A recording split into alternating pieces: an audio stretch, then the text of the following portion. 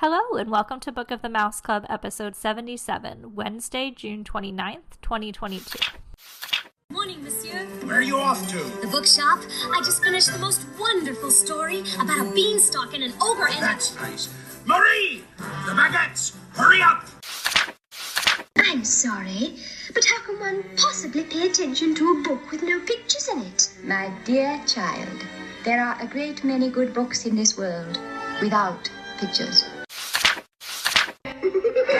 I almost bounced clear out of the book. Some bouncing, huh? Come home or make myself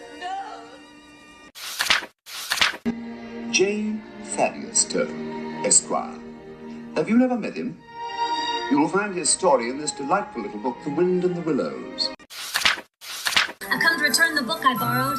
Finished already? Oh, I couldn't put it down. Have you got anything new?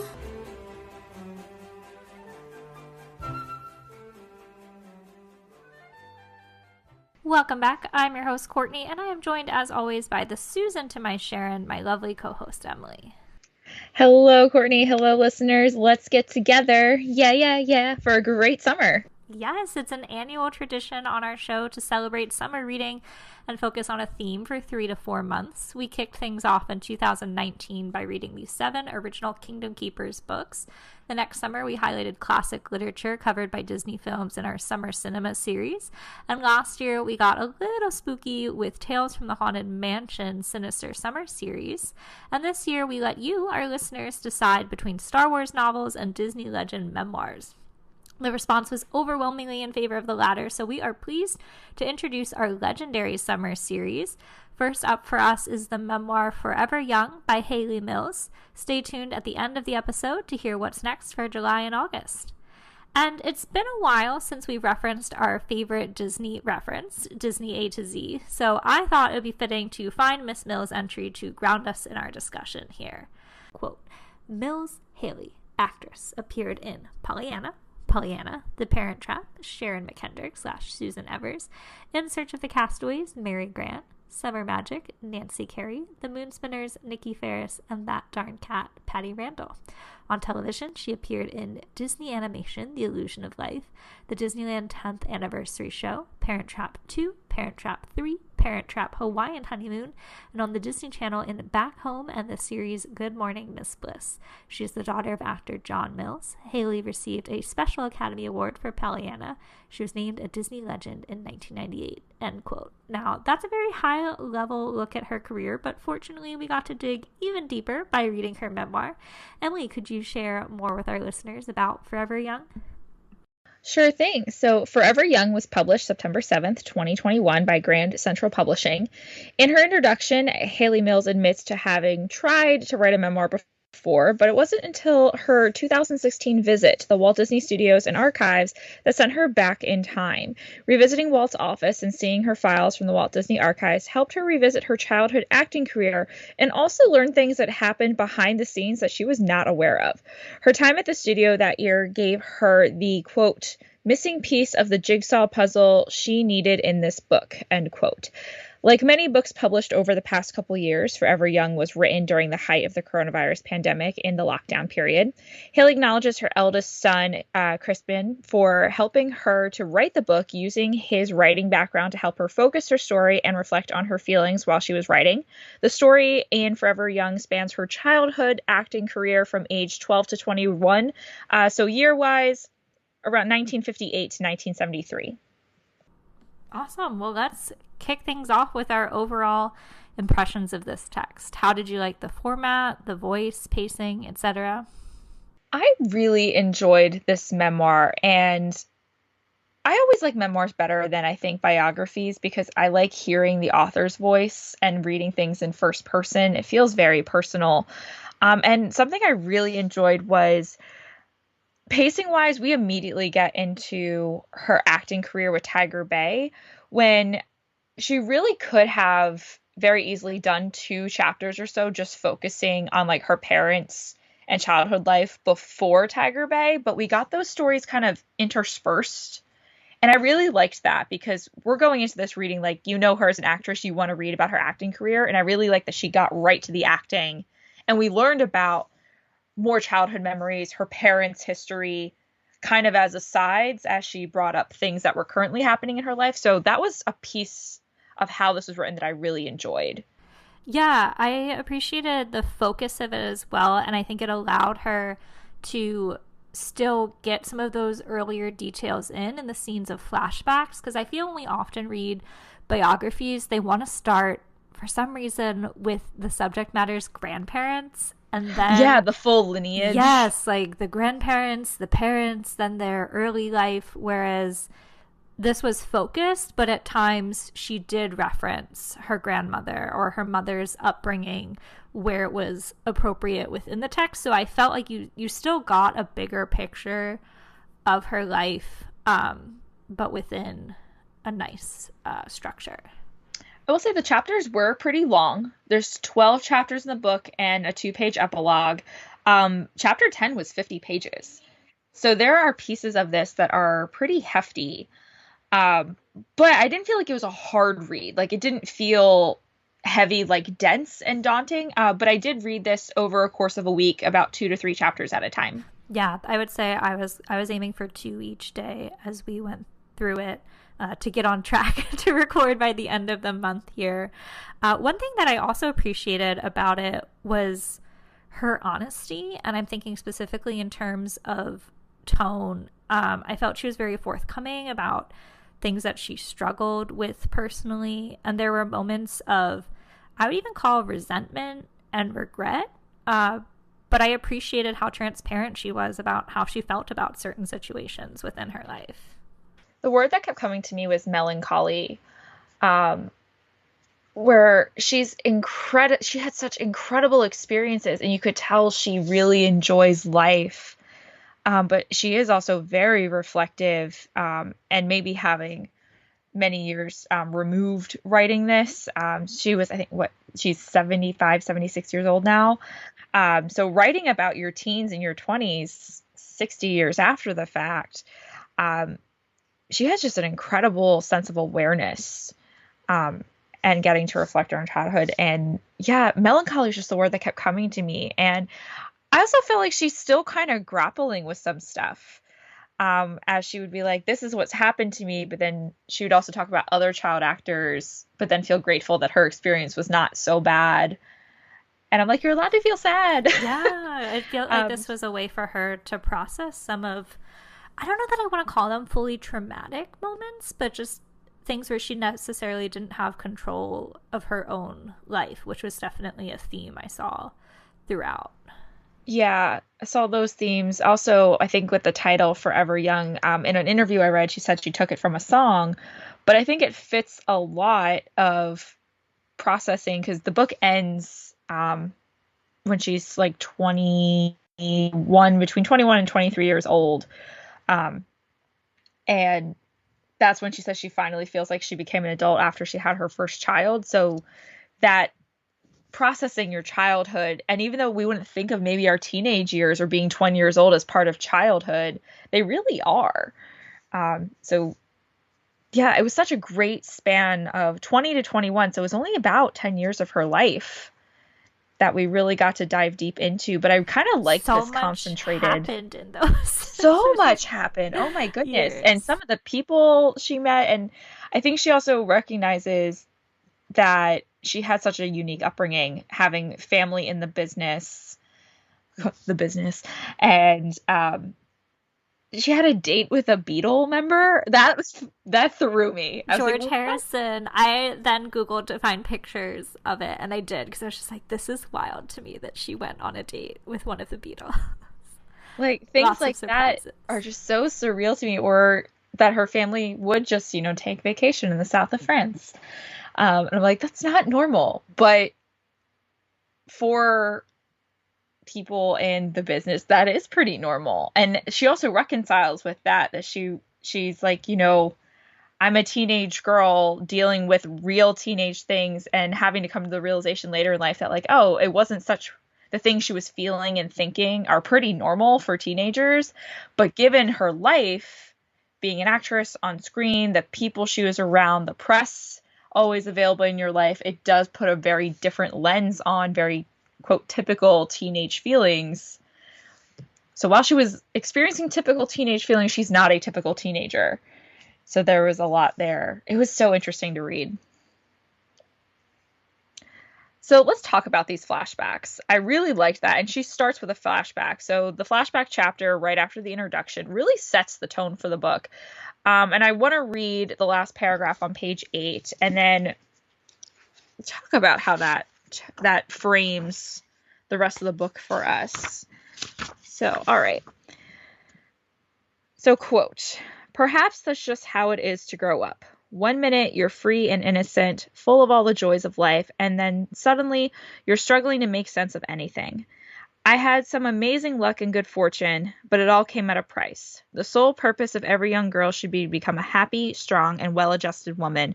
But growing up is tough at the best of times, let alone when a multi-million-dollar career depends on your remaining a child.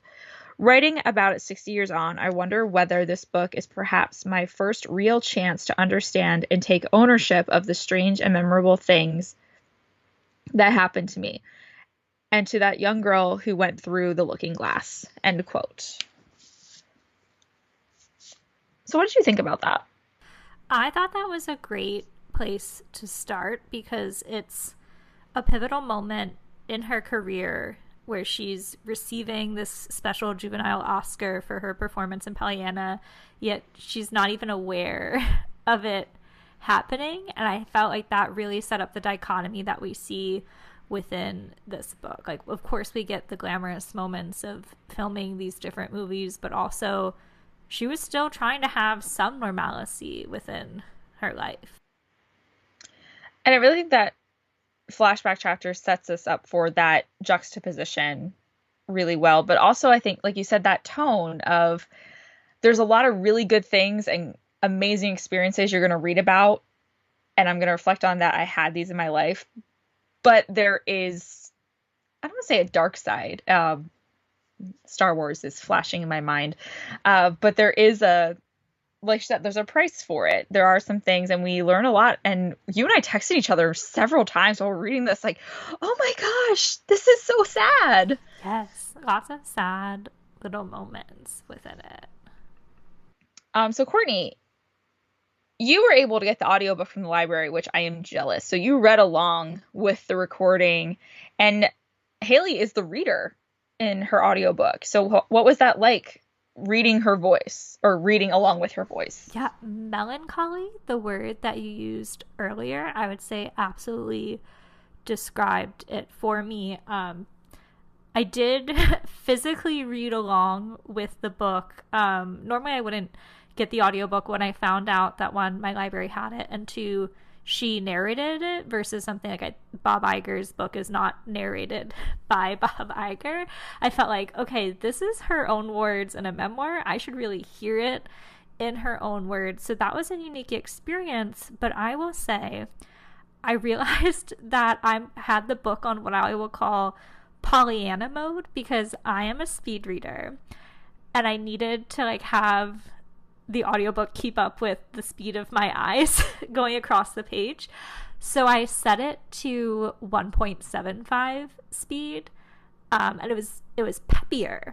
And it wasn't until later on Sunday, I read up to chapter 10 along with the audiobook, but I had a 3-hour round trip ahead of me that day. I was like, okay, I'm going to listen to the rest of it. And I still had it set at 1.75. And then my GPS kicked in, and I think that threw something off with the settings. And all of a sudden, it got very slow. And I was like, oh, it went to, normal speed, the default setting.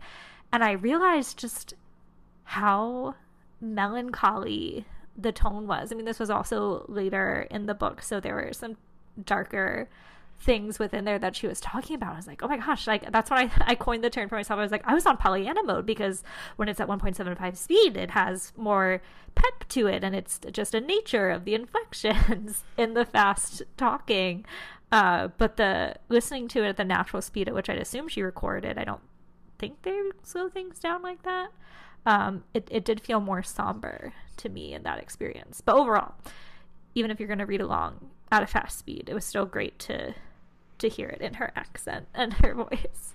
I think that's so unique, though, that you don't often, like you said with Bob Iger's book, you don't get people to read their own memoirs or to read their own books, or even authors who write fiction. They're not the ones reading their books. So that's such, it's almost like getting another exclusive interview or a documentary version of the book that it's her in her own, it is her in her own words, which is so cool. I'm jealous I couldn't get it from the library. It really enhanced the experience for me. Like, I felt like I was just like sitting at my kitchen table and we were having a cup of tea and she was just telling me all of these stories.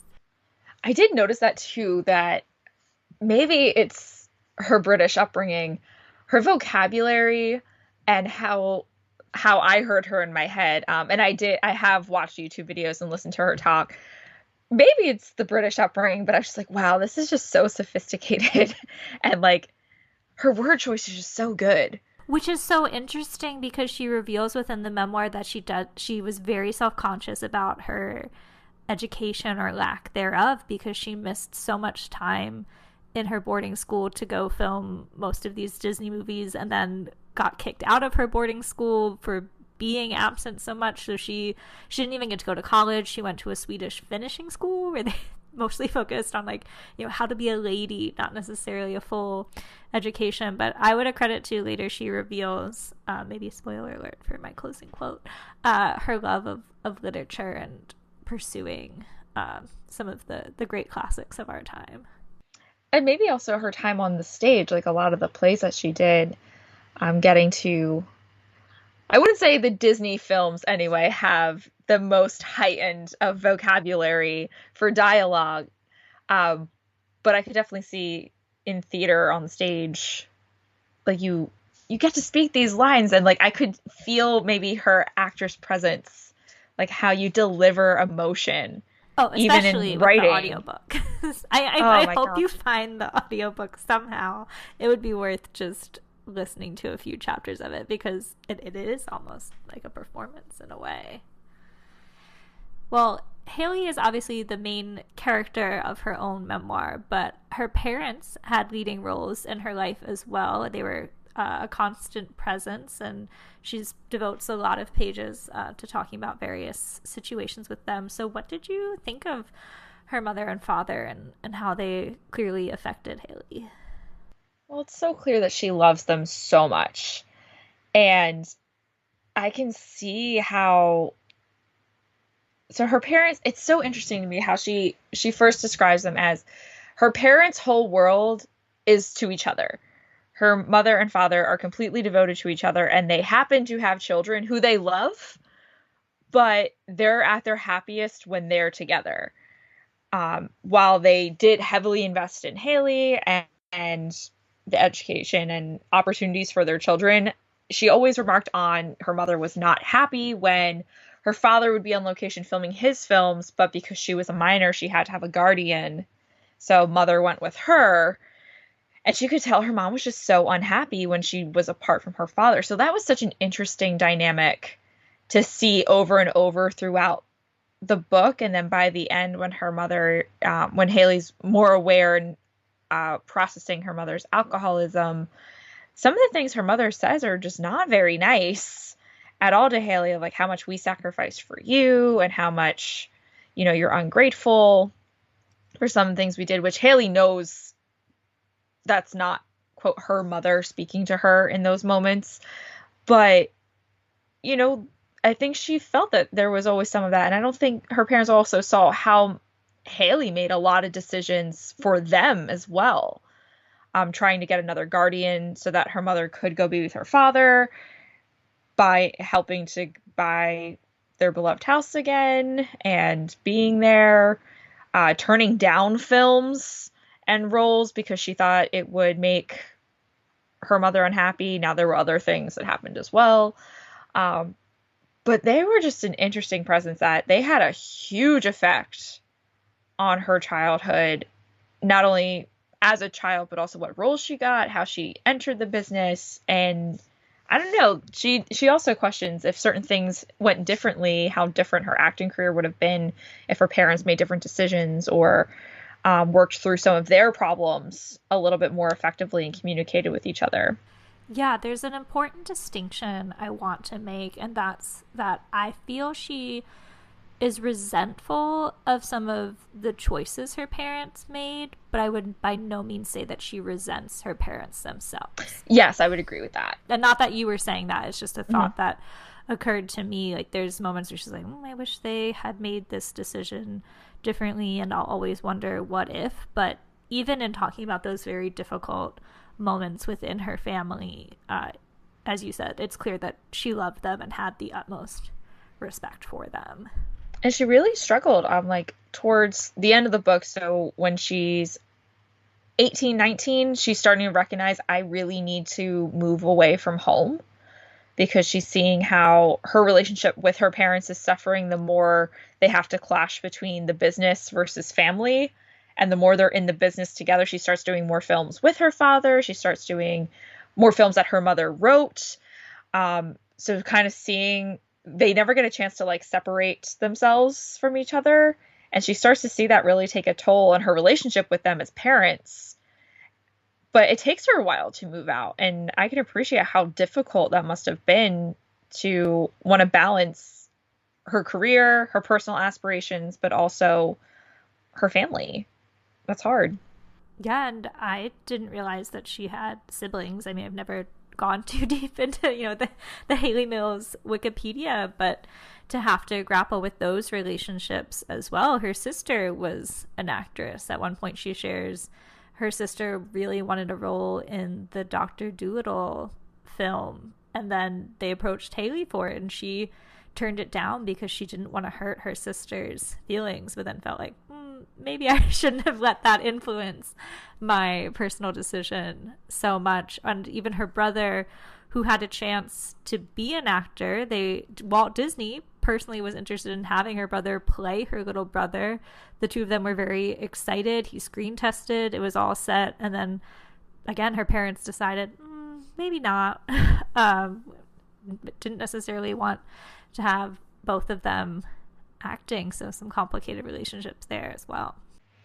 Yeah, so I saw that as a big theme throughout as well, of how do you navigate not only the business and family, but when your family is also in the business, you can find a lot of mentorship and camaraderie there with your family, but you can also have a lot of really complicated emotions, like, should I go up against my sister? But in the business, she probably wouldn't have resented her. She might have felt like, I wish I got the role, but you should take the part. She even says you should take the parts you can get. You don't turn down a good part. But like, that is hard. Like, I don't know if I probably would have done the same thing if I was in competition with my sister. I don't want to be in competition with my sister.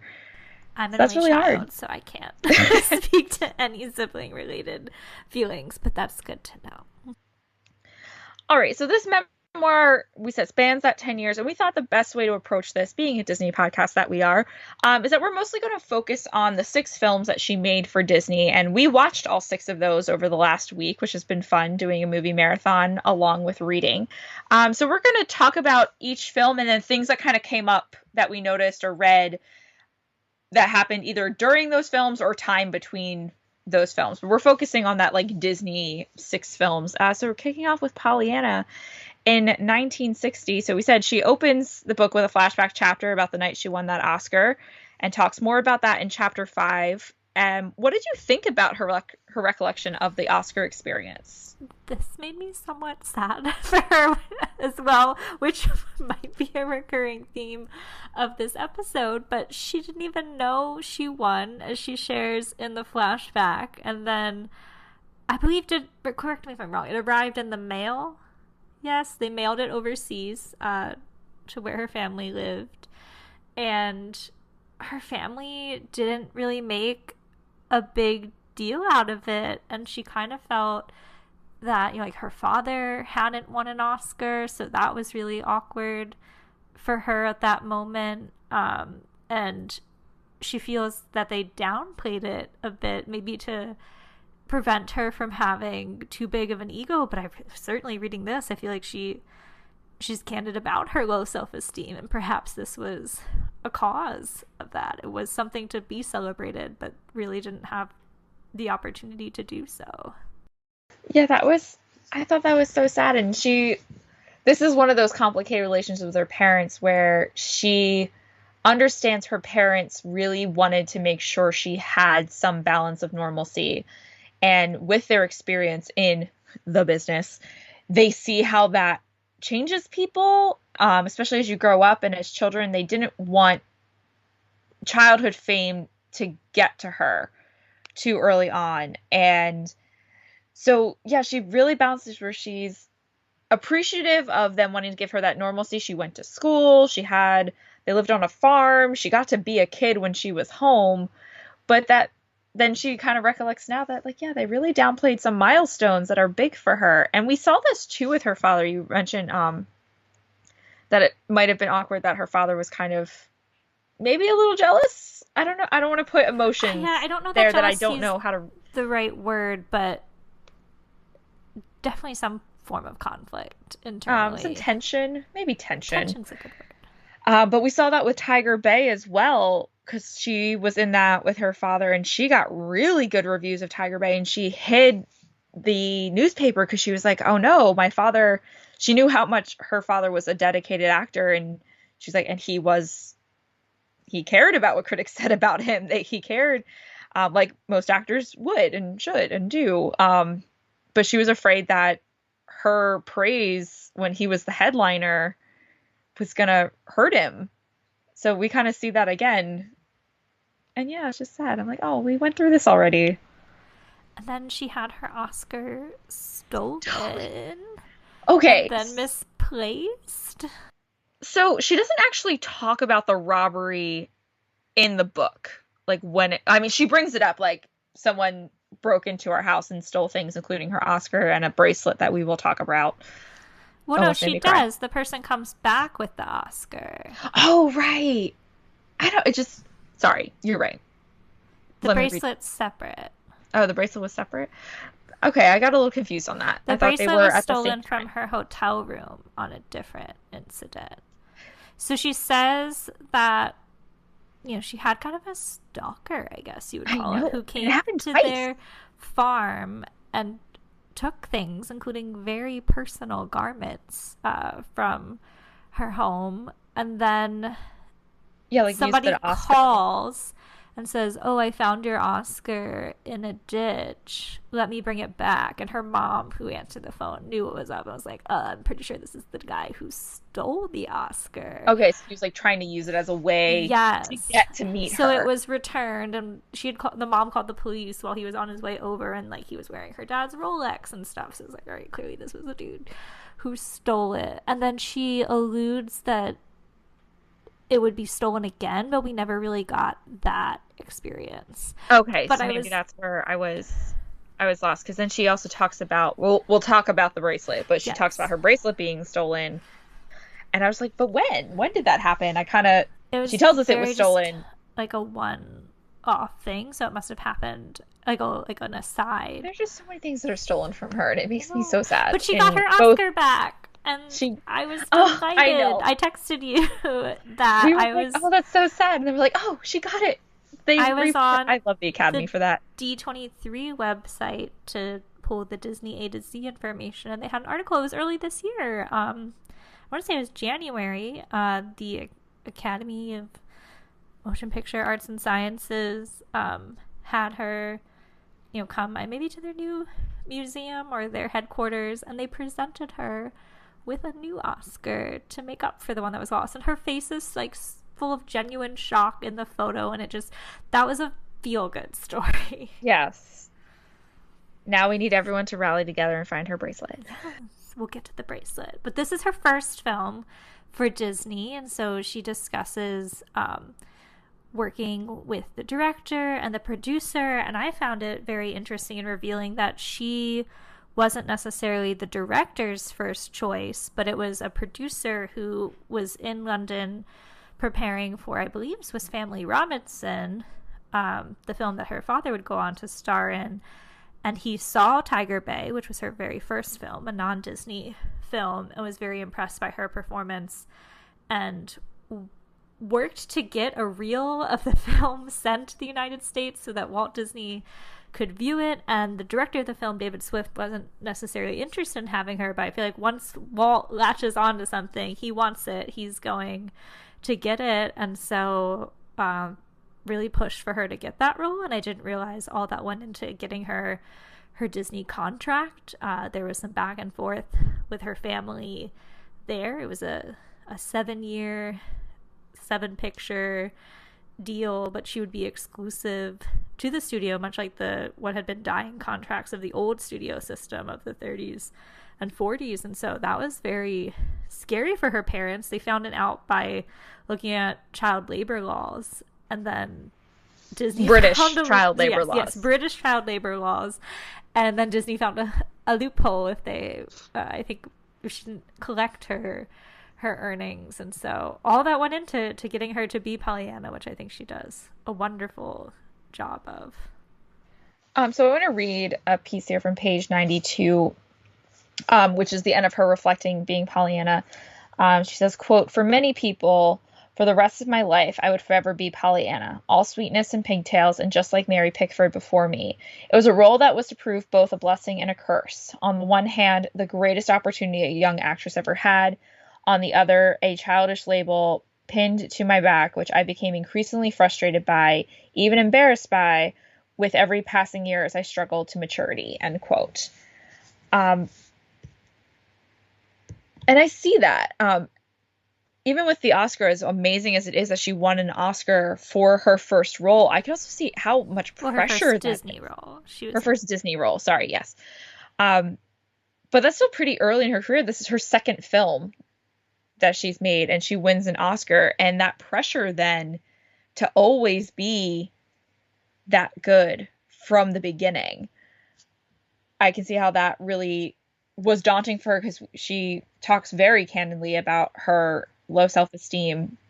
But also then, yeah, if you win as a child actress and she keeps getting roles, and it took a little bit, we're going to talk about the Disney films. It's a lot of the same type of character through her 6 Disney films. And I can see why that could be hard for her then to break out of that mold. And you see a stark difference. So we didn't watch any of her other films, but when she describes the British independent films she was in, they're very different than the roles that she did with Disney. And she kept trying to pursue those roles that were very different than what she did in her younger years. Yeah, I'm very interested in watching them. There just wasn't time to fit those in with 6 Disney pictures to get through, in addition to reading the book on time. But I can promise you I'm planning to seek them out. But I agree, Pollyanna is something that loomed over her like a shadow in a way. It was something that Walt considered when Hayley was interested in making other films. I was shocked to find out that they wanted her for the film Lolita, which is very different than Pollyanna, more so based on her role in Tiger Bay, based on the relationship that's presented in that film. But Walt was like, that's not really a picture I think you should be doing, or a character you should be portraying. So he did have final say in what roles she did outside of the Walt Disney Studios. But then she made a really interesting comparison. This was in a later chapter when that happened, but I feel like it's very much relevant to Pollyanna. Susan Lyons, the actress who did go on to play Lolita, they're the same exact age, or maybe 1 year apart. But Susan had talked about, because she was only 14 at the time, how Lolita defined her career, and she felt like she was put in maybe this sex pot type role that people always thought of Lolita when they thought of her. And on the complete opposite end of the spectrum is Hayley, where people often think of Pollyanna when they think of her. She's like, I'm honestly not sure which was the worst situation to be in between the two. And I thought that was an interesting dichotomy. Yeah, so it is hard to answer, is Pollyanna good or bad for her career? And I think she summed it up very well, because it did open a tremendous amount of opportunity for her, and Disney was a springboard to her fame with the American audience that she then was with and the rise of teenage culture. She was one of the hottest teenage and highest paid teenage actors of her time. So it opened a lot. She had a great relationship with Disney and Disney Studios. She continues to, she calls it throughout the book her second home, and they were a family to her. But then, yeah, as it turns out, trying to get this contract with Disney, setting up that trust fund, like a lot of the things that come after the fact really made it difficult.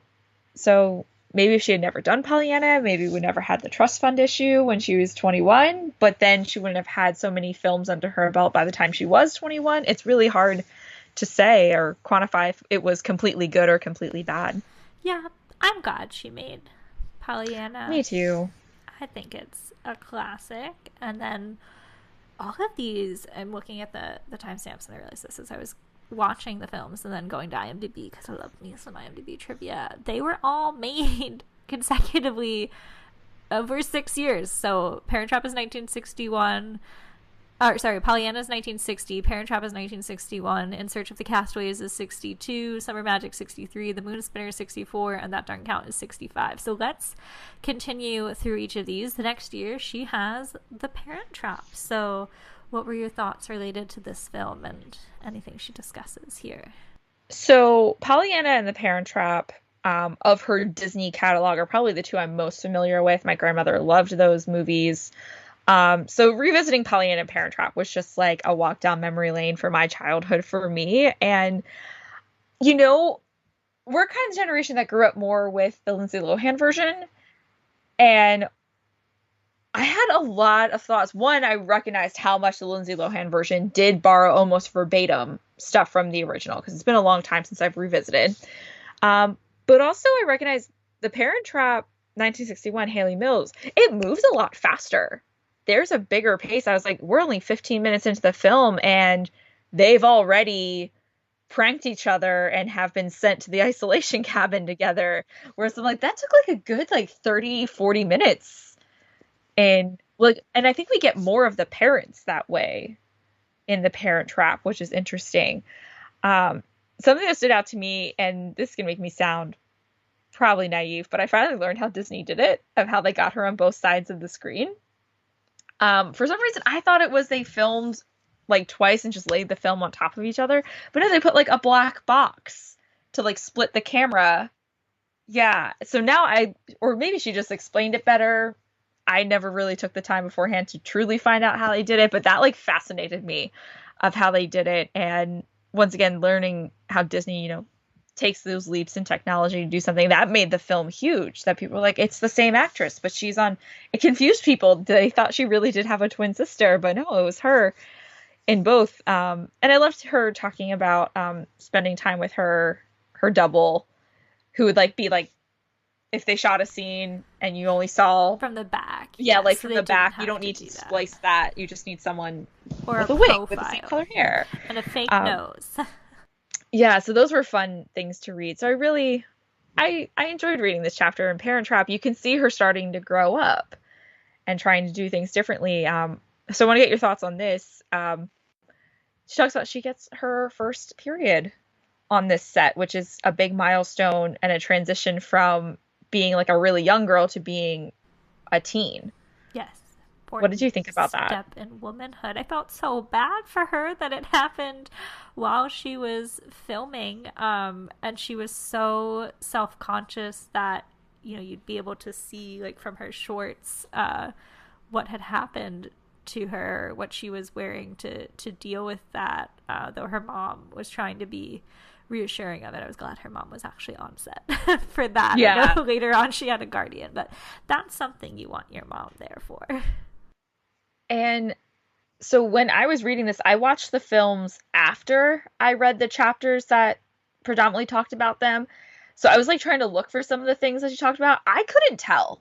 She said she felt awkward, walking and feeling, crampy and gross. And she felt like it really influenced how she played the scene. I didn't see it. I didn't think, granted, we're not the person acting, but I wouldn't have been able to tell in that scene. I thought she did so well.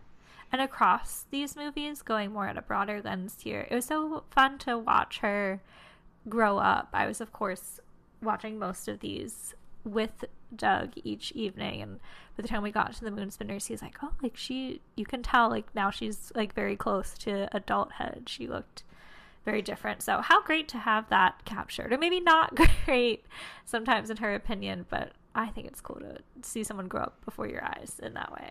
I think we forget that teenagers grow up just as quickly, and maybe I see it because I work in high school and I teach freshmen, and by the time I see them as sophomores or juniors in the hallway, I'm like, you look nothing like the person I taught 2 years ago, or sound or act the same way. Because I think we often think of like little kids or like babies, oh, they grow up so fast, but it's like we all keep growing up so fast even through teenage years. And yeah, getting to see each film, like you said, they're consecutive year after year, you really do see her grow up before your eyes. It's like watching Harry Potter, like how we saw those three grow up before our eyes on screen. It reminded me of that.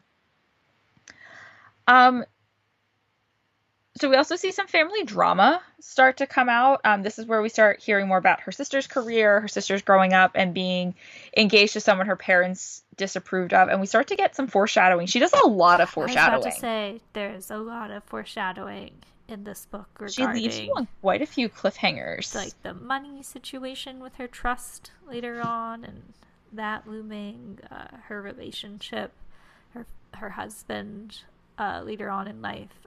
I did find some of those, I'll call them asides, especially hearing them in her own voice. Like I was like, ooh, that's going to be significant later. Yeah, she does such a good job at leaving you those cliffhangers, and it's just so interesting hearing. So in the book, she talks about the films, but she actually doesn't spend as much time really detailing her experiences on set as I think you think she would. Most of it is about her life balancing the on-set and then what was happening outside of the film. So it was so interesting getting to hear more of that. And then when I'm watching these films, it just made me really appreciate, like, actors are very good at their job. You would have no idea on screen that she was grappling with growing apart from her sister and her parents fighting with her sister about her relationship. And this is kind of the first time where Hayley's not really in odds with her family, but she's seeing her sister at odds with her parents. And that's weird. That's a new thing. And so she's like trying to be in the middle and like pull everyone back together. And that's a lot to ask of like a 15-year-old, 14-year-old. Yeah, I noticed in some of the films, like we really only got maybe like a page and a half about the film itself. But I did like that she enjoyed referencing her co-stars. That seemed very important to her, and I think that might be part of having grown up with so many famous actors who are friends of her parents. She does a lot of name dropping in this, but I don't mean that in a negative way. I think it's just she was in this world, and so these were background people in her life, like the puppy that she had when she went to meet Walt Disney was from Laurence Olivier and Vivian Lee. It's casual. And I do feel she probably recognized that that's what people want from these sort of books when you're reading a memoir. I think especially of a certain Hollywood era, you want those little tidbits of like, ooh, we went to the party at this person's house, and I can't believe this one star was doing something crazy. But I did like how she had such high regard for so many of her co-stars throughout these Disney films. And this was her first time working with the Sherman Brothers. And this was their first song for a Disney film. Right. Like, I think when we immediately think Sherman, like, Let's Get Together Sherman Brothers. But even in my mind, for some reason, I thought Mary Poppins came first. But it's not. Mary Poppins comes... like 3 years later. Yeah. She gets to work with the Sherman Brothers a lot before Julie Andrews even comes in. So yeah, Let's Get Together was like their first song, and it's so cute. So I looking for clips and stuff. There's actually a video when she went to when the Walt Disney Studios and Archives invited her to come see Walt's office. Richard Sherman was there, and there's this 1-minute video that's on YouTube. I'm gonna add it to the show notes, of her singing Let's Get Together with Richard Sherman at the piano in Walt's office. It's it's still as emotional as I think of hearing them play Feed the Birds in Walt's office, but it's so much more joyous at the same, just because the song is more joyous as well. But I was just so happy I watched it 3 times in a row. It's only about a minute and 10 seconds or so, but oh, it's so charming. And she talks about them so lovingly, and it's nice, like, the more we keep seeing them pop up in other books we read, everyone has the same wonderful things to say about the Sherman brothers. Yeah, I look forward to watching that. As we close out this section, I found this chapter to be very pivotal to the overall narrative because of actually the last page of the chapter, which is 131, and I want to read from here. It's an insight that she shares. Quote, "At this point, something strange happened. As the combined successes of Pollyanna and The Parent Trap took effect, I began to observe a peculiar phenomenon. There were 2 of me. There was the me who I thought I was, looking at the world, trying to make sense of everything. And then there was this identical twin, Hayley Mills, staring back at me, an image projected by my movies, by the Disney publicity juggernaut, by the hundreds of interviews, magazine stories, and articles which combined to create a character I didn't even recognize. She was having relationships with other film stars and dating teen idols. She was having feuds with other young actresses. All complete fiction, and there was nothing I could do about it. Suing teen magazines seemed an overreaction, even in those days. And most worryingly of all, the other twin was far prettier, wittier, and sexier than I actually was. Who was this Hayley Mills? The real one could only be a huge disappointment." End quote. I felt that really captured what we see at play then through the rest of the chapters, her grappling with who she wants to be as an individual, what society thinks of her as an actress, of her films, the image that they have of her in their heads. So I wanted to make sure to call that out. And I think if we were to read many more memoirs of different actors and actresses, they would resonate with what she said. Yeah, it didn't surprise me, but I liked the juxtaposition against being a twin. So let's keep moving forward into Search of the Castaways. So in between this time, we have, after The Parent Trap, Let's Get Together, rose to the Billboard Top 10, even higher in other places, in other countries. She ended up recording an entire album under Disney. This took me by surprise. Had no idea. And in Chapter 6, so Hayley discusses, to use her words, quote, slightly off singing with co-star Maurice Chevalier in Search of the Castaways. And her mother even writes in a letter to Walt Disney about Hayley's career and argued Hayley's being forced to sing to fit this teen mold of being compared to other Disney stars who are trained singers like Annette Funicello, who they act, they sing, they dance. And she's like, that's just not my daughter. However, Disney argues Hayley's character sings because it shows her personality. Disney wants her to keep singing in these roles. And I think she sings in almost all of them, except for Moon Spinners and That Darn Cat. I think 4 out of the 6 she sings. And he says it shows her personality. So in this time before she starts Search of the Castaways, her mom was trying to argue she shouldn't be singing. She does end up singing Search of the Castaways. But what do you think about her singing? Do you think Mom or Walt was right? I think the mom letter might have come in regards to Summer Magic because her mom seemed very opposed to that. Okay. But yes, I might have had that in the wrong That's spot. okay.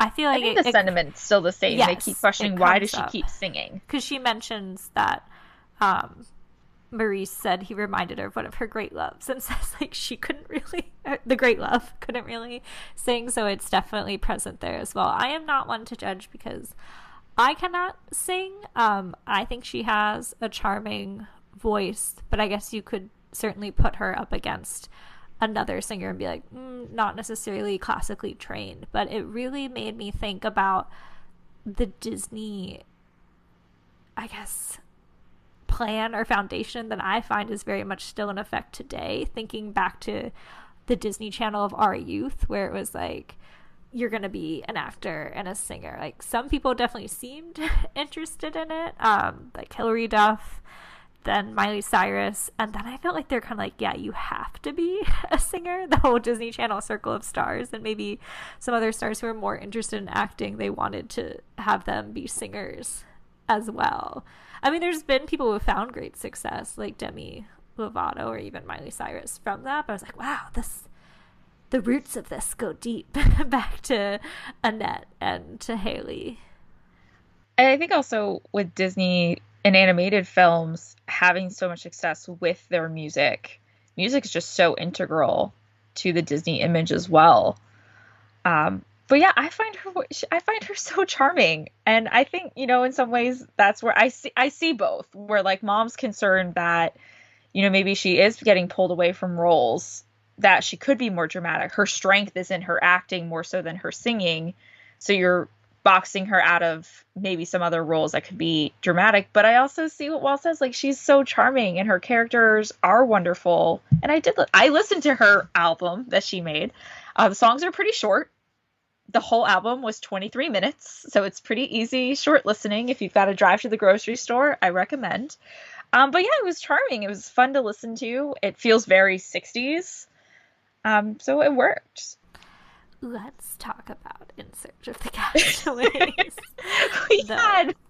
This is probably our best text thread, everybody, when we watched this one. You watched it before me. I think I watched it a night or two before you did. And you were just like, please tell me when you get to the tree. I was like, what do you mean the tree? And then I was like, oh, that's the tree. I had fun watching this one. It was wild. It was a big budget. Though by today's standards, you might not know that, because I felt some of the special effects were rather cheesy with the green screen, but that made it fun for me. I mean, Marie Chevalier gives a great performance. You get a little Fantastic bit from George Saunders, who's the voice of Shere Khan. So, like, great performances in this. Just a wild story. This one is unfortunately not on Disney Plus, but I think we quickly figured out why. You and I both went to our local libraries to borrow this one on DVD, and maybe some of the depictions of indigenous cultures will prevent this one from ever being on Disney Plus. Yeah, that was unfortunate. But I can see where the big budget comes in. The sets were incredibly elaborate. And she talked about they had a whole tank, like the largest water tank Disney had on their property, and they built a boat, a full-size boat for them, like a full-size schooner for them to make this film. So you can see the quality in the sets, in the design. It's just some of the special effects. Like the special effects. It reminded me of the Rudolph stop motion, like Christmas specials, like when you see them like go like sliding over the ice or something, and they slide over some ice in like an avalanche here too, and it just looks kind of static, but also like just the one piece moving. I can't describe it. It just reminds me of that stop motion. Yeah, no, it's wild. Y'all gotta watch it. In terms of her revelations in this book, we found out that this was actually supposed to feature her first on-screen kiss. And I thought it was very kind that, I believe it was Walt, allowed her to pick who she wanted to be her co-star for that kiss. And the actor that she chose was someone that she'd become great friends with in her first film of Tiger Bay. But they don't get to kiss. And I was like, they don't. They wrote it out. And she said she was both confused but also relieved. Because she was like, I don't know if I'm quite ready to make that step yet. Or like what the reaction, like what that would mean for me as a star moving forward once you make that first kiss. Which, I mean, a first kiss is daunting for any teenager. And I think at the time of this film, it was going to be it was going to be both her first kiss and her first screen kiss. Like, I can't imagine that pressure. But yeah, I was sad to read that they cut the kiss, because throughout the whole film, they had great chemistry. Yes, I was like, is it going to happen? The flirting was I hadn't wonderful. Read the chapter on this yet. I think you and I were the opposite. I was always a movie ahead of the chapter, so I was watching the movie, and then the next day it kind of worked out that I got to that chapter, or it was within those two chapters, and I think you were reading and then seeing the movie, so I didn't know, and I was like, are they gonna kiss? Now kiss. But they didn't kiss. And then the whole time I'm like, kiss. But they just so what my favorite scene probably in that film though is when they're in the tree and their chemistry comes through when he's like trying to compliment her, but he's kind of like, "Wow, you're really good at that for a girl," and she's like, "Excuse me?" I'm like, "Yes," but like he keeps flubbing for that, like he keeps saying like for a girl, not to say that you're not good at this just because you're a girl. Like he really messes up, but it's so endearing at the same time. Very foot and mouth. It was so cute, and I was just like, kiss, kiss, kiss. And by the end, when they're walking on the boat together, they found her father. And I was just like, come on. And like his dad and her dad are like watching. They're like, I think we're going to be friends for a while. And it ends with more of them than more of the fathers and like the adults than it did with Hayley, her character. And I was like, oh, that's probably where it should have been. But it was cute. I agree. This film also, in her chapter, she reveals where some tensions arise between her parents and Walt Disney, or the whole production studio. She reveals that Walt had made a lot of decisions for the film based on her family's requests. Like, they filmed this at a studio in England so that she'd be close to her family. That's going to be costly rather than filming it at the Disney studio lot. And then her family left her in England. Like, I think her dad went off to film something, and her mom went with her dad and took her little brother with her. And this was the film that her little brother was supposed to be in. So I think that was also a point of contention. Like, they went through the whole effort of having a screen test, and then her family was like, nope, we don't want him to be an actor. Yeah, and I think this is, when she brings up this story, I think this is where we really start to see then throughout the rest of the book of how she's personally trying to balance things that are so out of her control, of making sure her family's happy, but also that her producers and directors are happy, even though she doesn't get to make any of these decisions. She was not in the room for any of that, of where films are being filmed or who's going to be present or not present, but she felt responsible. And I feel that that's a lot to put on a teenage girl who actually wasn't responsible at all. But while there's some tension with Disney, she still made her 6 films. I don't know how far that tension really went and affected her on set. But I think we see some more of that coming through when, again, like the different parts for other films came up outside of Disney. And then the parents and Disney really squaring off of what films she got to do or not do. And even her own internal tensions, because this is where we start to see her grappling, with what I would call very normal teenage body issues and insecurity regarding her weight. I mean, she goes on to reveal that she suffered from an eating disorder, and I certainly appreciated her candidness there, but I can see how that would happen as you're having, as we said, like watching yourself grow up on film, really scrutinizing how you're portrayed there and feeling like the camera adds 10 pounds or whatever.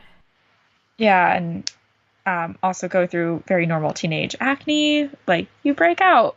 It happens. Hormones are crazy.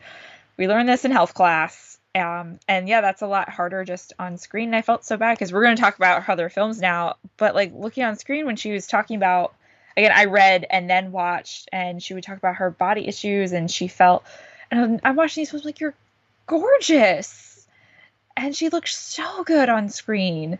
So I hate that was how she felt. I hate that that's how she felt about her performances in some of these later films that she made for Disney. Yeah, I'd say a turning point is as we get to Summer Magic, because now she's out of that adolescent view and more into like, oh, she's a young woman here at this point. And this was the one where her mom wrote the full-on letter to Walt Disney that she didn't even know her mom wrote until she went to the Disney archives. Crazy. And this came up a few times. I mean, it's in her introduction and then referenced later in the text. The archives kept all of these correspondences from Walt Disney, and so there's essentially like a Hayley Mills file, and she's like, I had no idea they were writing these letters. And her mom was basically like, this script isn't good, it's beneath Hayley, she shouldn't have to sing in it, it's a lot of fluff, I don't like it. And then Walt was kind of like, well, tough luck, she's doing it. And see, that was a bit of a rift there, that like that her mom would, I think, question Walt's vision or decisions for Hayley. But I felt like, aside from that letter, in terms of details about this film, I feel like we got the least amount of information on this one. Yeah, in my notes, I don't really have much written down here for Summer Magic. It's a few paragraphs where she's like, Brill Ives was great to work with. I liked Yeah, she talks about her actors. co-stars again. And the one who plays her cousin in the film, she's like, she was really nice. And one time after the film, she came to our cottage and it snowed and she was pregnant and had to, get down to the car. Like little asides, but not so much about the film itself. But you and I have some thoughts about the ending of this film. I do. I've seen it. I had seen this one before. Maybe 3 or 4 years ago, somebody had lent it to me on DVD. Like, oh, you should check this out. It's cute. I think I had shared when we did our whole episode on Pollyanna that I had stayed club level at a Disney resort and I went in to borrow Pollyanna and then only had disc 2, and they're like, oh, this doesn't have the movie on it. I guess nobody's checked out Pollyanna. So I had a coworker who lent me Pollyanna and was like, well, if you liked Pollyanna, you should watch Summer Magic. And that's when I did, but I did revisit it for this episode. This was the other one that I had to get from the library. And I remembered going into it, I was like, the end of this one is very abrupt. Like, it just ends. It's such a good story leading up. Like, I think it has some good comedy. So we have this family who the father passes away. So now with a widowed mother, their income is a little bit more restricted. So they're moving from Boston to the country where they can more reasonably afford life. And they rent this house from a guy who's not present. Mr. Hamilton. Mr. Tom Hamilton. So he's away in China. So the person he left is kind of like the executor of his... Osh Popham. Who is Brill Ives. Brilliant. A great name. Popham. He rents it to them and is like so kind and lets them fix up the house, all without telling Tom Hamilton, because he's pretty convinced that Tom's off being, adventurous and enterprising overseas. He's probably not coming back. He feels like pretty confident in this, but then he does come back. Like the last 20 and minutes. And it sets it up so well that he stops by his house and he's like, there's a family living here. And he has this great meet cute with her character, Nikki. Nancy. Nikki Fair. No, Nikki is the moon spinner. Oh, that's right. I'm sorry. Nancy Carey. So he has this great meet cute because they're setting up for a Halloween party, and she's got all these curlers in her hair, and she's wearing like farm work clothes, and like you see her kind of flush a little bit of like, oh, there's this really nice man here. Nice looking man here. And so it's just a cute meet cute, and they set up the whole like reveal at the party, but then it just like ends. Yeah, and suddenly he's like, I'm gonna dance. Not only does he say let's dance, he says, and don't speak. And like that's it. Like it zooms out to them dancing. I was like, I'm sorry, the last line of this movie is him telling her to shut up and dance. And I feel like the reveal of his character was just so fast. I think they really could have played up like if he had showed up home sooner. Yeah, like and then had a chance to maybe like fake his identity to like get to know this family a little bit more, and then still reveals himself at the party, but like suddenly he's this love interest in the last 10 minutes of the movie, and it just kind of comes out of nowhere. And then telling her to stop talking. That don't speak stuck with us because Doug had of course watched it with me on DVD the first time a few years ago, and so we're watching it last week and we get to that part, he's like, oh my god, doesn't he just tell her to shut up? And I was like, I think he does. And then it happened, we're like, oh, we were right. But I think this is where we see continuously now, we're 3 films since Pollyanna, so this is her 4th film, and this is where I see the Pollyanna character still exist. Very similar even setting. through, I would say, through That Darn Cat. So even though she's not a young child anymore, her characters are very expressive. They do talk a lot. Her character's dialogue is always talking like in circles. where like she has to tell like a whole backstory to get to like a specific piece of information that she could have just told you, which she does so well. She plays that character so well, and it makes really good comedy. But I do see where that Pollyanna-ness and maybe that image that Disney has for her just keeps kind of repeating role after role. Yeah, we'll get to that towards the end here. But let's move into her second to last Disney film, which is The Moon Spinners. This one was new to me. I was like, I don't even know that I had heard of it. So this was another one. I thought the story itself was pretty strong. So it said that this was Disney's attempt at kind of a Hitchcock-type film. I was going to say Hitchcock light, very much. Yes. Elements there. And in some reading I did, but both her and some other background reading, I was looking at IMDb and whatnot. This was Disney trying to make like a Hitchcock-type thriller. And again, for about 3/4 of the film, I'm with it. They're doing a really good job. And then again, the ending... I don't know if this her is fault. This no, is none of Disney these writers problems that we have with these films have nothing to do with Hayley. She rises to the occasion every time, but I'm with you that I'm like, the third act, it just starts to fall apart. Like, what happened? Like, they catch the bad guy, great. We wrap up the mystery, but what happened to the British consulate who was, like, in on the whole thing? Yes, he just doesn't come back. See him again, and his wife was, like, drunk and revealed too much. I'm like, is she okay? We never see her again. And her drunk scene was kind of abrupt. Like, we know she's unhappy in Greece and wants to go back to England, but, like, we don't see this transition. No, she just shows up at the breakfast table. Like, intoxicated and, like, gives too much information away, which then Hayley's character used. So it was an important plot point. But then we never see the two of them ever again. And I'm like, why? But what happened? In this one, we do get her first on-screen kiss. Woo! And that story, she felt that it was really awkward. I mean, it was in a hearse. Yeah, she talked about it was like, it happened so quickly.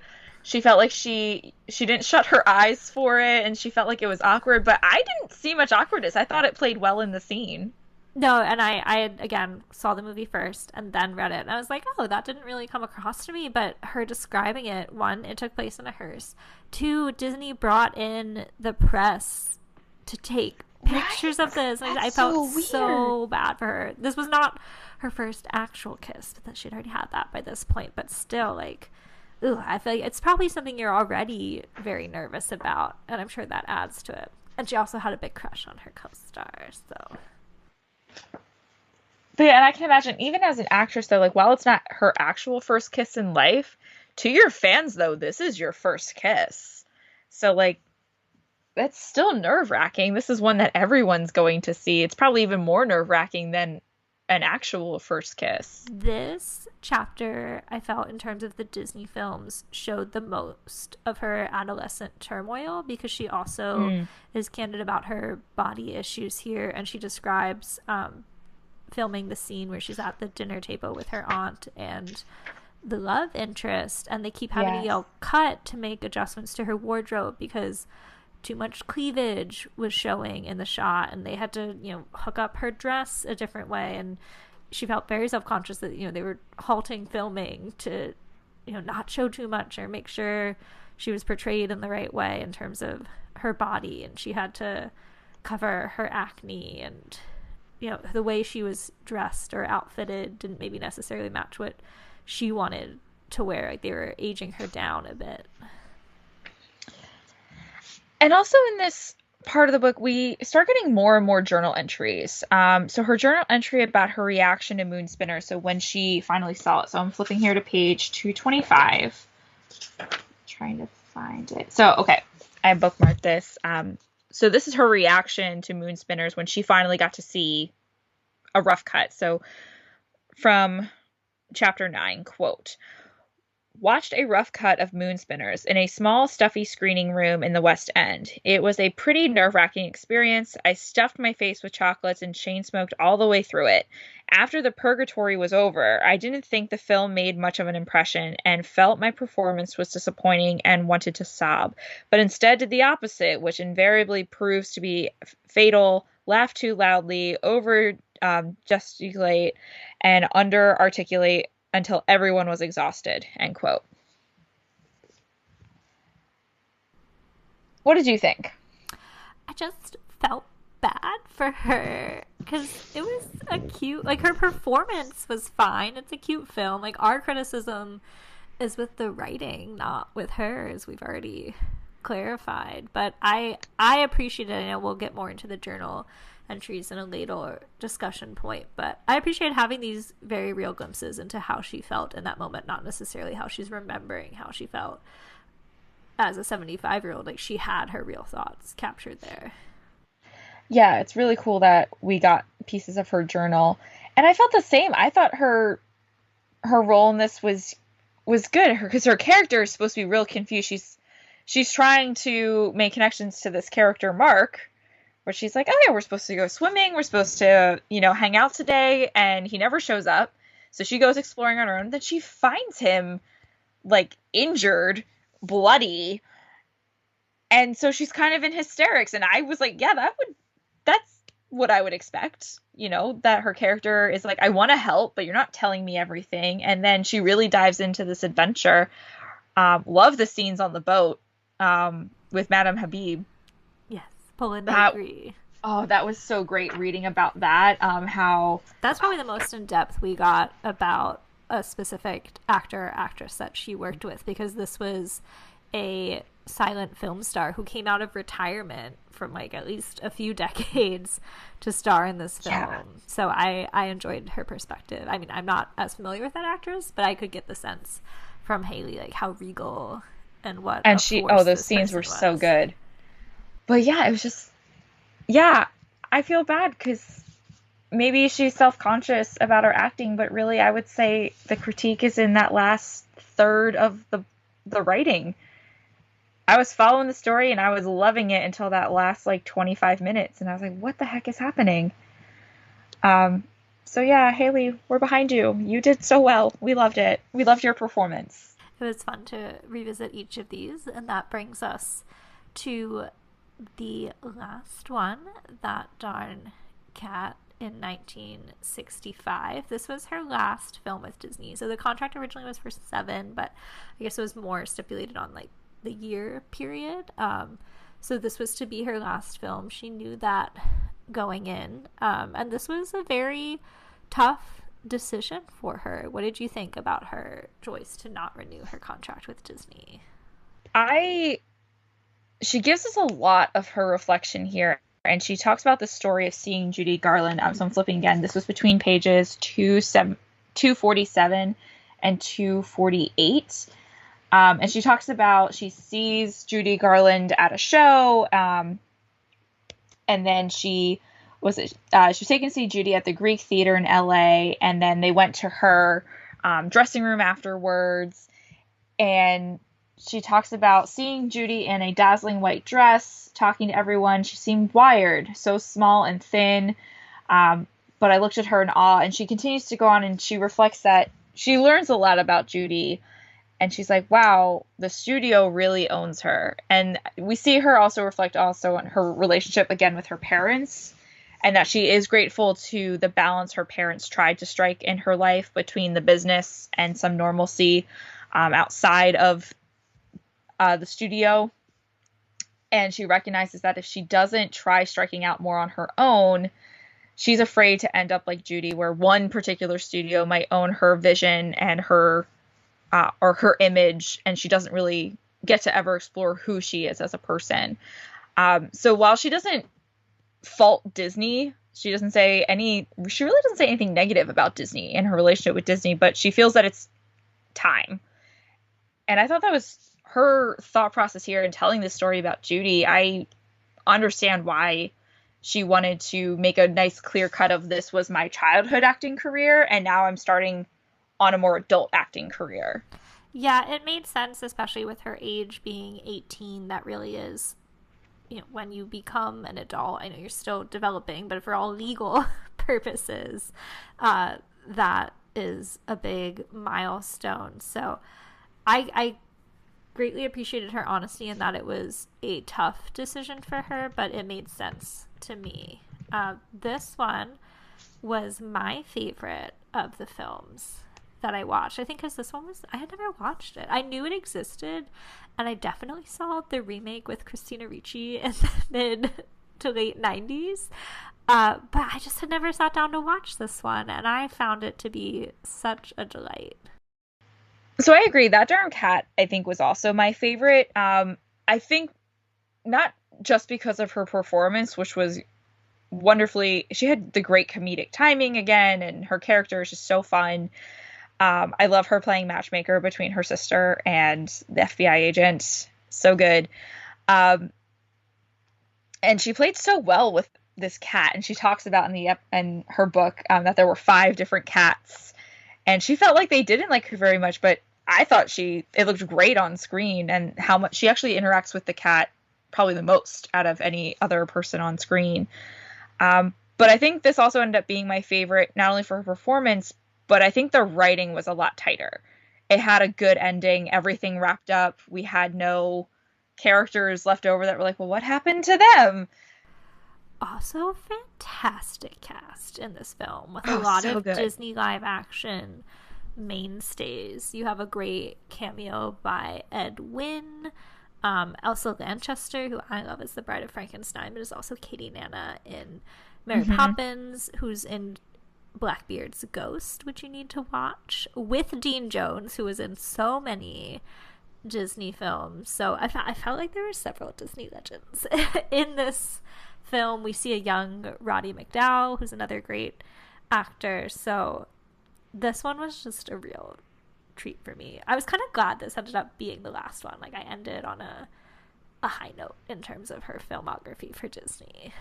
And you do see how much she's matured. Like, if you were to watch just Pollyanna and then That Darn Cat, like these bookends, amazing how much she's grown up on screen. And again, all her acting I thought was great throughout her films. But That Darn Cat, I liked her being in a young adult role.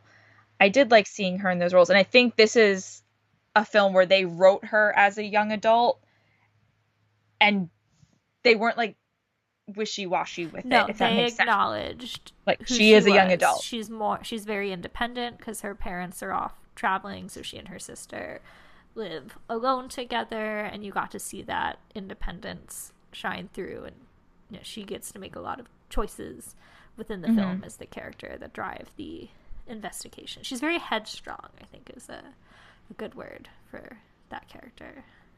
Yeah, and I think that's a good description that you just gave too, and then how she goes on after Disney into the rest of her films, being more assertive about what projects she wants to do and her roles in them.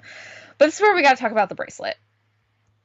So sad. So she talks about at the end of this chapter that being her last role with Disney, she and Walt, they have a pretty heartfelt goodbye. This was 5 years of her life.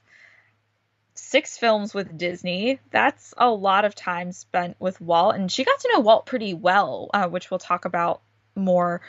But he gave her a bracelet after Pollyanna and a charm for every film that she made, and it's just so charming to me that it just felt like, oh, that's Uncle Walt that we keep hearing about. That he's making dozens of films. He's working with dozens of actors, but that he gave this much attention to Hayley, that he's like, I want to commemorate and celebrate each film you make for me. And she had this beautiful bracelet that then gets stolen. And she only luckily has the last charm because she put it on a key ring instead of the bracelet.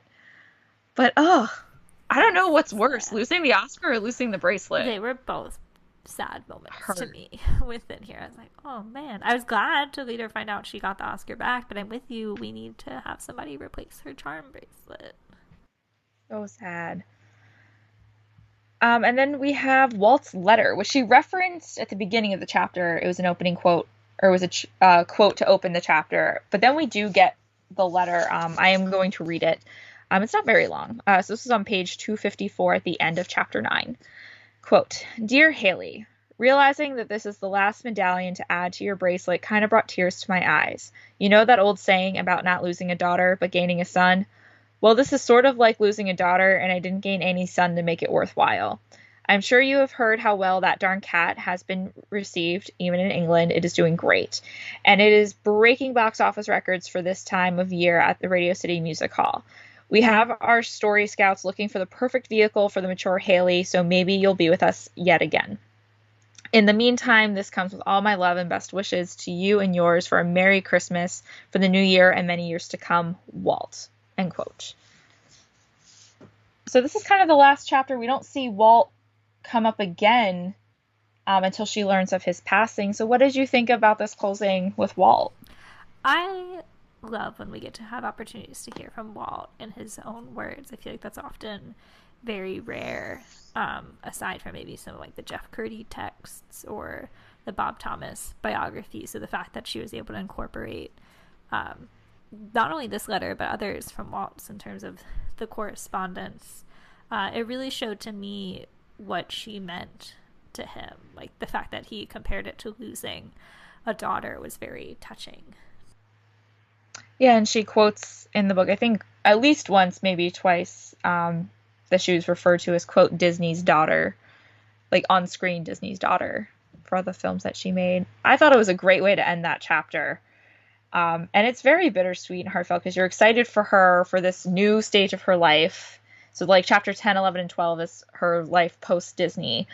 But you're also sad for her to leave home. And she felt that bittersweetness too. She talks about, it was sad and scary to leave home, which her home studio, home meaning Disney.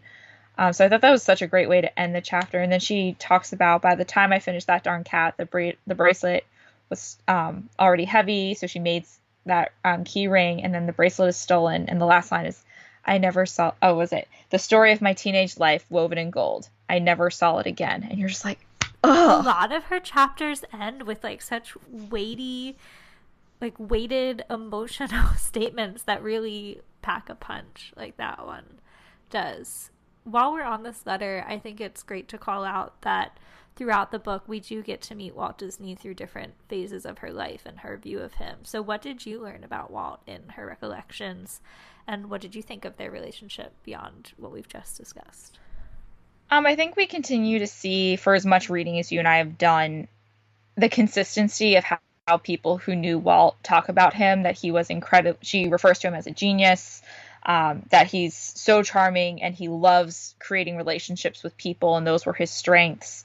But I do think in this we get more of the business side of, I don't know if necessarily from Walt, but from the studio. And she's like, when he was ready to crack down for business, it was down to business. So that juxtaposition when she spends a day in Disneyland, or she meets him at the hotel, and that's their first meet and greet. And she's like, I'm surprised we didn't talk a single thing about my contract. And then in that coming weeks afterwards, she's like, wow, my parents were really surprised about the contract that they threw our way and the intense negotiations they went through. And they're like, that didn't reflect like our meeting at all. But then they go to Disneyland with him, and she's like, it was the most literally magical day. And I loved reading about her going to his apartment and going to Disneyland. So I think in Hayley's words, we learn, or we see more from Walt about, he is this incredibly charismatic, creative, and kind person, but he did also mean business. And I think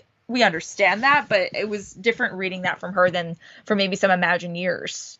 Right. We've gotten more of the theme park side a lot on this podcast. Certainly the Bob Thomas is the official one, so it's through a filter, but this is through the filter of Hayley's own experiences. So I was very interested when we got to learn more about how much the company and Walt wanted her for Pollyanna, and how they negotiated but played some hardball, and kind of the business related strategies that we often don't get to hear about, but also got a sense for how much he meant to her when she discusses his passing. She reveals that she got a call from a journalist wanting a statement, and she was like, a statement about what? And they're like, Walt Disney died. And that's how, she had no idea. That's how she found out, because the news, I guess, hadn't made it abroad yet, or within her bubble, and how she felt a profound sense of loss in that regard. But also,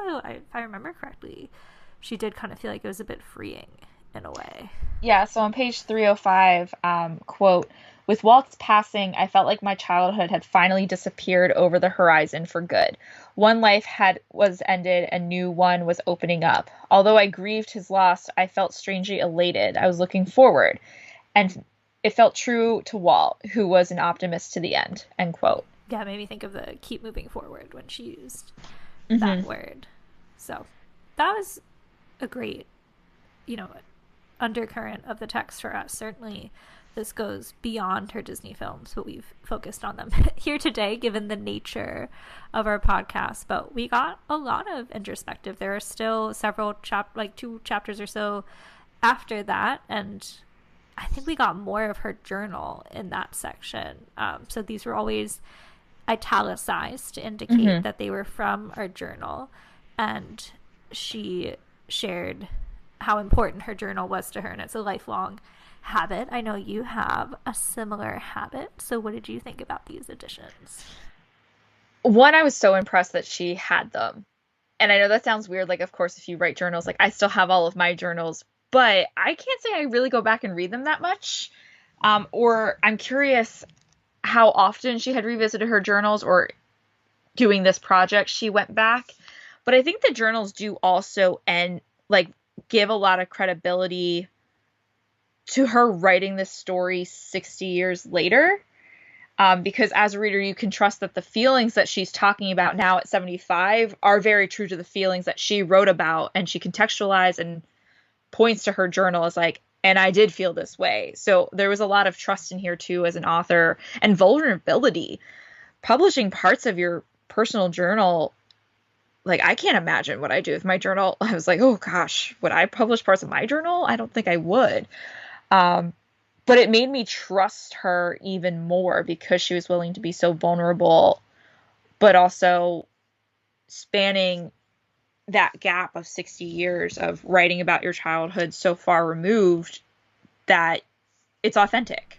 Yeah, I thought it was a great addition to the text, and really appreciated that she put them in there verbatim and distinguished them, because it's one thing to reference how you felt in a moment, but to be able to directly quote yourself from 50 or 60 years ago, really, as you said, added to the weight of that. Did that sound different in the audiobook? No, I found that interesting because how we try to say quote or end quote. I was very fortunately reading along physically with the text and hearing her in my headphones, but sometimes if you were just listening to it, I was like, I don't know how you would distinguish where this ends, because it's a visual representation in the book, but not so much of a distinction was made, other than she did a nice job really pausing between paragraphs. But yeah, you'd kind of have to be like, oh, okay, I guess that pause was the end. Sometimes she'd say in the text itself, and in my journal I wrote, and then have that, but yeah, it wasn't always clear. Okay. So this book does end in the 1970s, before 1975, I want to say 73-ish. Did you think this is a fitting place to end this memoir? I was surprised by the choice, given how long, she continued to live and work after. Some of the things that we shared in that D23 entry, Good Morning, Miss Bliss, that was a Disney thing later in the 80s. I was I going into this memoir, I thought it was going to span her whole life. And then we started getting to the end and we were still in the 70s, and I was like, oh, I guess this is ending sooner than I thought, but savvy business discussion, it might open her up to make more if she wanted to write another one. Aside from that, I'm not saying she has to. Having completed it, it makes sense to me where, in relation to the title, this was the time of her being young and growing up, and then, as she reveals, motherhood was a profound shift for her personally, and that's really where it ends when she becomes a mother. Yeah, and thinking back to her introduction, that those two paragraphs we read about how this memoir is about her reflections on that turmoil of being a child actor but trying to grow up. I think it is fitting that that's where it ends. And I think if it stayed this length and it was more about her whole life, I don't think it would have been nearly as in depth or as personal. So I like that she focused on this like one decade, and we got to know her so well in those years. And I think it's also fitting because these are the films I think she's most remembered for, at least as an American audience, or as Disney fans that we are. I haven't seen Trouble with Angels is the only other film outside of her Disney catalog that I'm familiar with, which love Trouble with Angels. That was a staple in my house growing up. But I feel like it is her Disney catalog that people are most familiar with. So we see her or remember her really in these teenage years. Yeah, and I liked that it wasn't just the Disney films. There are films that she did in between. Yes. Some of those, again, that was our focus here today, being a Disney podcast, but spanning, like you said, maybe decade and a half of. I was surprised at how much I really did enjoy chapters 10, 11, and 12, because once we do leave that darn cat, I'm like, oh, we're not going to hear about Disney so much anymore. But I was just as engaged and just as curious about where she went from there. And it's pretty pivotal about how her life changed after Disney. And that was just as much of a growing up experience as her 6 films with Disney as well. Oh, yeah, I loved it overall. It was certainly the Disney work that drew us to this, but just in terms of being a memoir itself, I would recommend. Yeah, so if we got a chance to talk to Hayley, what would you want to ask her? I'd want to talk to her more in depth about the journaling element and knowing how that, like, what that process was like. You kind of alluded to it a bit when we were discussing it in terms of like how often did she revisit? Was it, oh, I'm going to revisit for this purpose? Like, how are they cataloged? How many journals has she gone through? What are her journaling habits like? And then how did that help her in creating this memoir? And then I know you kind of got a chance to ask her something. You attended a virtual event with the Walt Disney Family Museum. I did. And did you submit a question beforehand and it got approved, or was in the moment of so the they presentation? had so it was in the moment, in a way. So I attended the Walt Disney Family Museum was doing a talk with her. Becky Klein from the Walt Disney Archives led the discussion, and it was a webinar format, so I couldn't like unmute or like show my camera. So in Zoom it was Becky and Hayley Mills, and it was about her book, and also talking about those artifacts that they found and what launched this book. So it was a chance for her to promote her book before it came out. And I bought the package where I not only paid to attend the seminar or the webinar, but also for a copy of her book. Unfortunately, not signed. I didn't sign up ahead of time. There were like 3 stages. Tier 1 was like your basic, like I'm just attending. Then you could attend and get a copy of the book, and then you could attend and get an autographed, I believe. And I did not order fast enough to get one of the autographed copies. And it was she was so captivating to listen to. Yeah, her performance, like, it's not a performance. She's just such a charismatic person to listen to. And she has such a distinctive voice as well. Like, if she were in any film, I'd be like, that's him. If you didn't even show it to me on screen, I would know it's her voice. And she was just a pleasure to listen to. But then they did say that there would be a Q&A at the end, with any remaining time they had. And they had one of those like drop, when you're in webinar, I think there's a Q&A box. So I had asked her, through this process, reflecting on, I'm paraphrasing my question, ultimately, like, what did she learn about herself through this process and how she feels about herself now, reflecting back. I remember her saying, wow, that's a hard question. Like it was, and she took a minute to answer it. Unfortunately, I thought they published it after, like a month or so later, they put it on their YouTube channel. And if they did, they only put it up for a short amount of time because I could not find it. Because I was trying to go back to it to find her quote of how she answered my question. But oh man, when they said, oh, and this question from Emily, she could not see me on screen. I freaked out. I was like, they chose my question. Oh my God. And she said, Emily, thank you so much for your question. She addressed me, even though she can't see me. She addressed me by name. Oh, I was so excited.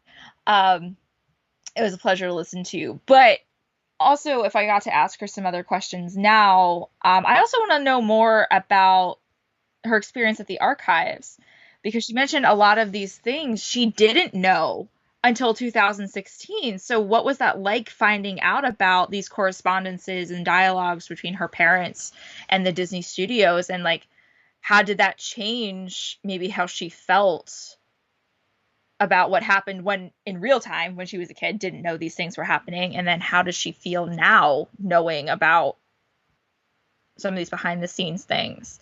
So I'd like to know more about her revisiting the Walt Disney Archives and seeing her files. I can only hope that one day we would have the chance to speak to her. But it has been a pleasure to discuss this memoir with you as we kick off our legendary summer series. So we decided we want to close each episode in this series by discussing the Disney Legend Award, and I'll give a little background on that in a moment. And then after I get through that, let's discuss what we think qualifies Hayley as a Disney legend. This is the entry from Disney A to Z for Disney Legends. Quote, beginning in 1987, the Walt Disney Company has honored individuals who have made major contributions to the company over the years by placing bronze emblems in the sidewalk in front of the studio theater and having the honorees put their signatures and handprints in the cement. Some individuals have been honored posthumously. There was no ceremony in 1988. A new area for Disney Legends was dedicated on October 16th, 1998, in front of the Team Disney building.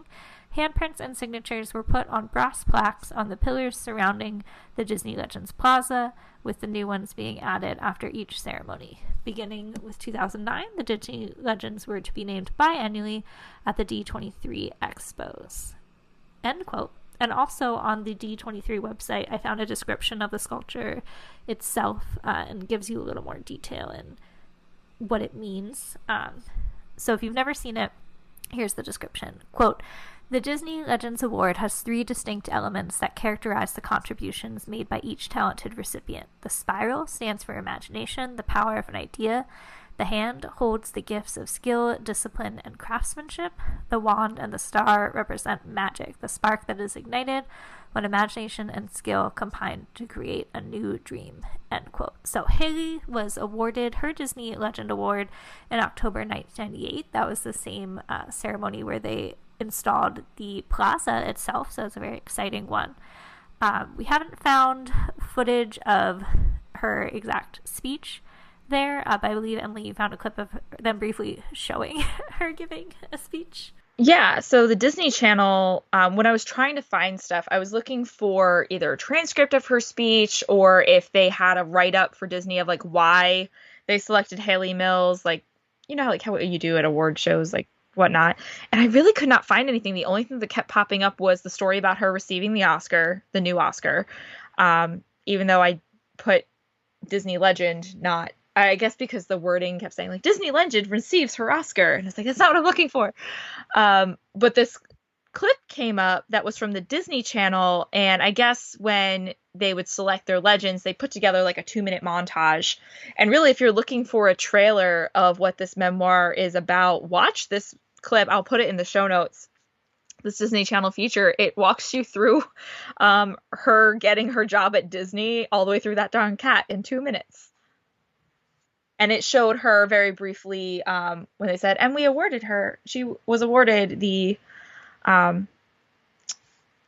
the Disney Legend Award in 1998. So maybe the clip actually was for something afterwards. Okay. Maybe they were featuring Disney Legends. I just looked it up, and there were 20 people awarded the award in 1998, which I don't think there's ever, like, a set number. Like, you know, maybe some have 10, maybe some have, like, 3, but it makes sense to me if that was the one where they were installing the plaza itself that they brought in a lot of people so fill it up. yeah. But there's Dick Van Dyke was that same year. Virginia Davis, who did the Alice cartoons, Kurt Russell. So plenty of film, backstage people like Wilfred Jackson. If you've listened to Disorder, that might be That's why I just struggled. name. I can't hear Wilfred Jackson anymore and not think of Disorder. But yeah, so it was a big class, so maybe she didn't get to fully speak.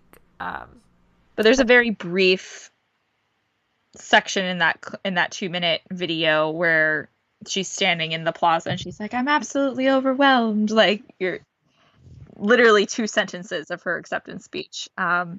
So it exists somewhere. How do we feel about her having received that award?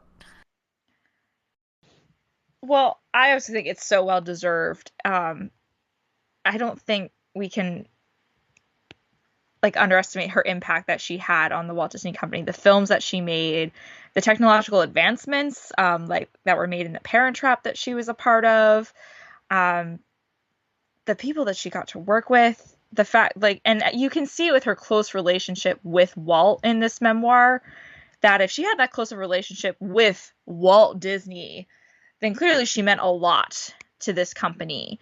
So I think it's well deserved. And I'm glad she got it in 1998, or within the first decade or so of them giving this award, because we see it on Twitter all the time, all of us fighting over when we're ready to, who are the nominees, that if she hadn't still gotten one, I would be fighting for her on Twitter of Hayley Mills, where's her award? Yeah, I absolutely agree. I mean, having made so many films for Disney back to back, I think she was the backbone of a lot of that live action era of the Disney films. Certainly there are other stars like Gene Jones also deserving, Fred McMurray, but just at such a young age and getting to watch her, she grew up on the Disney lot in some ways.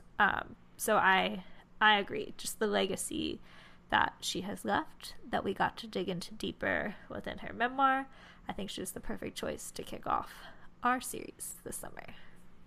Yeah, this was so great. And we've read mostly memoirs from Imagineers, so this was really different and interesting to get an actor perspective. And it will continue, which I'll preview in a moment, though one of them is an Imagineer, a little spoiler alert. But before then, we always want to leave you with additional resources. So I would recommend watching or maybe rewatching any of the films that we discussed here, but also seeking out some of her non-Disney films like Tiger Bay, or Emily, you mentioned The Trouble with Angels. Just go to her Wikipedia page or her IMDb to find the whole list. I am really looking forward to watching these additional films after reading the memoir and learning about them as well. And then what I want to leave with you is, while I cannot find the Walt Disney Family Museum interview that I got to sit in on, D23 did a video in 2020 to celebrate the 60th anniversary of Pollyanna, and they called it A Delightful Chat with Hayley Mills for the Pollyanniversary. So if you want a chance to hear her, I mean, you can find numerous clips on YouTube, but this was a good 30-minute conversation with her, getting to talk about her time on set and her beginning career with Disney. So I linked this in the show notes, as well as that video of her and Richard Sherman singing Let's Get Together. And I think those are just so charming. So you get to visit with her. And definitely, if you can get the audio book, I think the way you did it, Courtney, read along with the audio. That's such a unique experience. Even if you just want to listen to the audiobook on your drive in between podcasts, 10 out of 10. Highly recommend. You can't beat hearing it from Hayley herself. So that should be plenty to keep you occupied before the next text in our Legendary Summer series. Join us in July for From Disneyland's Tom Sawyer to Disney Legend, The Adventures of Tom Nabby by Disney Legend Tom Nabby. And here's an intro paragraph from the description on Amazon. Quote, in 1955, 12-year-old Tom was selling newspapers at Disneyland when he heard that Walt needed someone to play the role of Tom Sawyer. Tom pestered until he got the job. Nearly 50 years later, Tom retired at Disney Legend, end quote. And that's just a high level of all of the work that he's done for the theme parks years later as an Imagineer.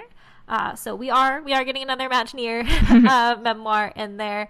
And if you'd really like to get ahead, we're also giving you a preview of August's Legend selection as well. Dame Julie Andrews' second memoir, Homework, a memoir of my Hollywood years. So it'll be very interesting to compare that to, I believe, what we're looking at here with Forever Young. In the meantime, of course, you can keep up with Book of the Mouse Club on Twitter and Instagram at Book of the Mouse. Email us with comments or ideas to bookofthemouseclub@gmail.com. And please be sure to leave us a review on iTunes so others may find our podcast and read and listen along with us. If you want to keep up with my own summer reading, you can follow me, Courtney, on Instagram at Great Guthsby and on Twitter at Courtney_Guth. And you can follow me, Emily, on Instagram and Twitter at the same handle, at Emily_McD. And Courtney, it's just the two of us, so we get to do the quote, and you picked a great quote for today, so why don't you close us out? Sure, I'm happy to do so.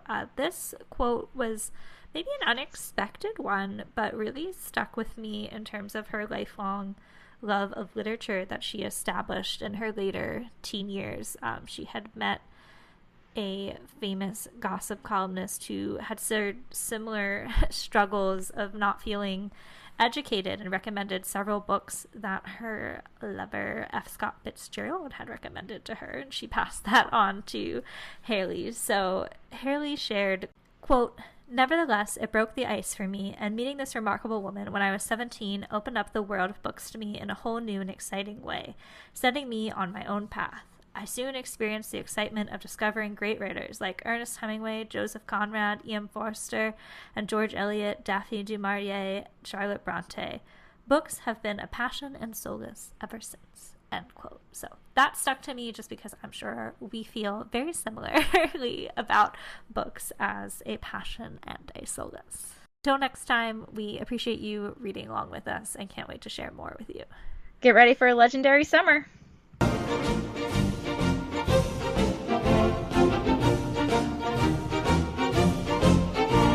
Book of the Mouse Club has no affiliation with the Walt Disney Company. The views and opinions expressed by hosts and participants are theirs and theirs alone. They do not represent the organizations or companies they happen to work for.